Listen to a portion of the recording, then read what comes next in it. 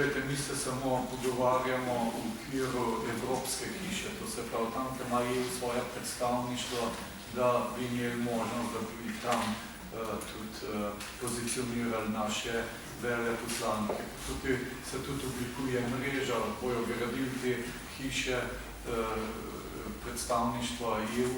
Jaz mislim, da mogoče je to ena od rešitev za male države. Mi smo imeli to razpravo kar večkrat na svetu zunanjih ministrov v Bruslju in male države, kot je Slovenija in še nekatere druge, so zelo zainteresirane, da ko EU gradi svoja poslopja kot svoje predstavništvo v nekatera država, da bi bil tudi aranžma, da bi mi sofinancirali recimo tisti svoj del in bi to bilo bistveno cenejše in bolj učinkovito kot pod gradiš neko svoje veleposlaništvo. Čeprav v teh časih si ne predstavljamo, da bomo karkoli gradili.